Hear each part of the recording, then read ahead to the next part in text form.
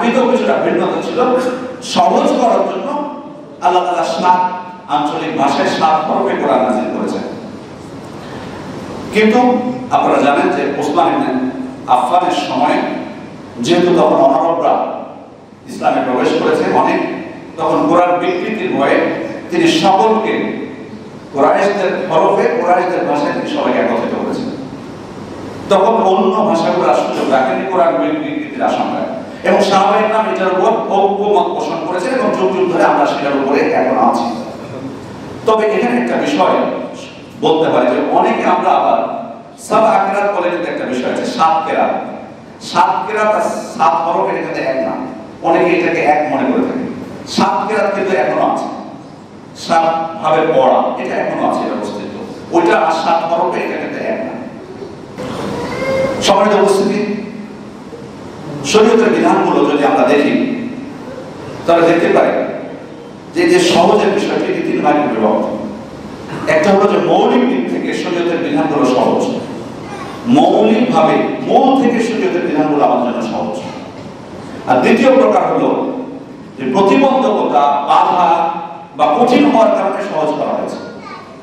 আর তৃতীয় প্রকার হলো ত্রুটি দূর করার জন্য, সংশোধনের জন্য সহজ করা হয়েছে। প্রথম বিষয়টি দিকে আমরা আসি, মৌলিক দিক থেকে শরীয়তের বিধানগুলো সহজ। যেমন যদি আমরা একটা উদাহরণ দিই, যেমন কোরআন বোঝা, কোরআন তিলাওয়াত করা আমাদের জন্য সহজ করা হয়েছে।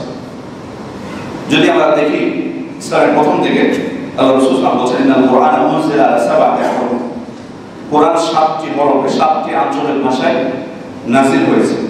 ফাকরাউ মা তায়াসসারা, সুতরাং তোমাদের জন্য যেটা সহজ হয় তোমরা সেই ভাষায় তিলাওয়াত করো। 7 হরফে 7 আঞ্চলিক ভাষায় কোরআন নাযিল হয়েছে আরবিতে, কিন্তু যেহেতু আপনারা জানেন যে আঞ্চলিকতার কারণে, যেমন আমাদের দেশে আমরা দেখতে পাই যে বাংলায় আমরা সবাই কথা বলি, কিন্তু যারা কুষ্টিয়ায় বসবাস করে তাদের বাংলা একটু অন্যরকম, রাজশাহীতে যারা বসবাস করে তাদের বাংলা একটু ভিন্ন, আবার নোয়াখালী যান, চট্টগ্রাম যান, সিলেট যান, ভিন্নতা আছে। এবং আরবদের মধ্যেও আরবিতেও কিছুটা ভিন্নতা ছিল।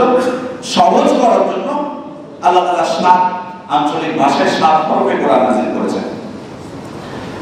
কিন্তু আপনারা জানেন যে ওসমান ইবনে আফফানের সময় যেহেতু তখন অনারবরা ইসলামে প্রবেশ করেছে অনেক, তখন কোরআন বিকৃতির ভয়ে তিনি সকলকে কুরাইশদের হরফে কুরাইশদের ভাষায় তিনি সবাইকে একত্রিত করেছেন। তখন অন্য ভাষাগুলোর সুযোগ রাখেনি কোরআন বিকৃতির আশঙ্কায়, এবং সাহাবায়ে কেরাম এটার উপর ঐক্যমত পোষণ করেছে এবং যুগ যুগ ধরে আমরা সেটার উপরে এখন আছি। তবে এখানে একটা বিষয় বলতে হয় যে অনেকে আমরা আবার সাবআ কিরাত বলে কিন্তু একটা বিষয় আছে, 7 কিরাত। 7 কিরাত আর 7 হরফ এর মধ্যে এক না, অনেকে এটাকে এক মনে করে থাকে। 7 কিরাত কিন্তু এখনো আছে, 7 ভাবে পড়া এটা এখনো আছে, এটা অস্তিত্ব। ওইটা আর 7 হরফে এটা কিন্তু এক না। দ্বিতীয় যে বিষয়টি খেয়াল করতে হবে, এই সুযোগে বলে দিই, সেটি হলো খেয়াল করুন সাহাবায়ে কেরাম ঐক্যবদ্ধ হয়েছেন উসমানী হরফের উপর, রসম ওসমানের উপর, এবং সাহাবায়ে কেরাম পরবর্তী তাবেঈ ইমামগণ, 4 ইমাম সহ ইমাম আবু হানিফা, ইমাম শাফিঈ, ইমাম মালিক, ইমাম আহমদ সবাই ঐক্যবদ্ধ হয়েছেন যে রসম উসমানী হরফ ছাড়া অন্য কোনো হরফে কোরআন চলবে না। আরবিতে তো অবশ্যই সাথে সাথে এই হরফের উপর কোরআন ছাপাতে হবে।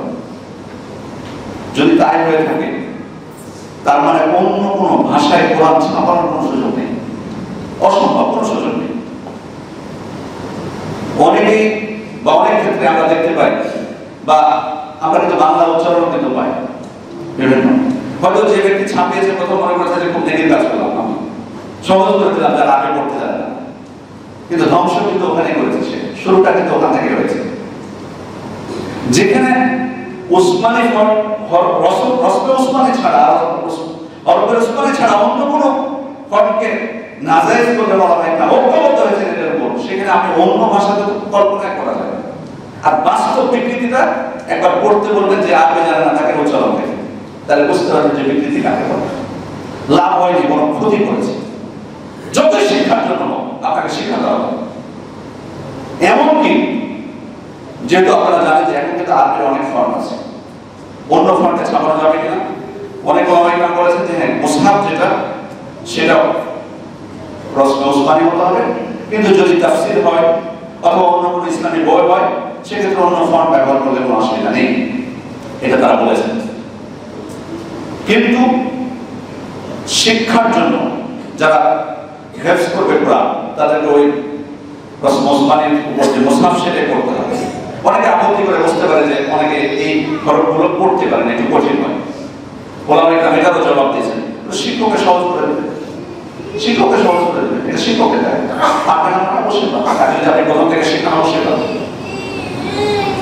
সুতরাং আমি অনুরোধ করব মুসলিম ভাইদেরকে যে যদি এমনকি কেউ করে থাকেন যে এখনো কোরআন শিখেননি, আপনি মনে করছেন যে আপনি কোরআন পড়ছি, অসুবিধা কোথায়?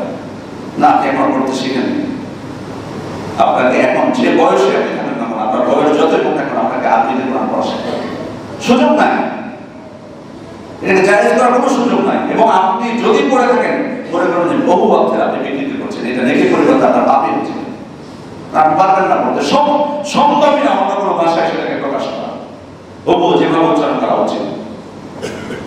সম্মানিত উপস্থিতি, এরপরে যে বিষয়টি, দ্বিতীয় বিষয় হলো কোরআন সহজ হতে হলো। আল্লাহ তাআলা পবিত্র কোরআনে বলছেন আমি আপনার জবানে এই কোরআনকে সহজ করেছি যাতে তারা উপদেশ গ্রহণ করে থাকে। অর্থাৎ এই কোরআনকে হেফজ করা এটা কিন্তু সহজ।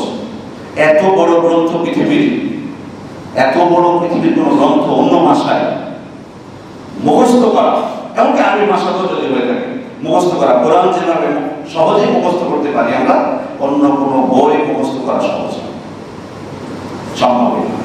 এটা আল্লাহ তাআলার পক্ষ থেকে সহযোগিতা। তারপরে তেলাওয়াত করা, এরপরে হচ্ছে কোরআনকে বোঝা, সবকিছু আমাদের জন্য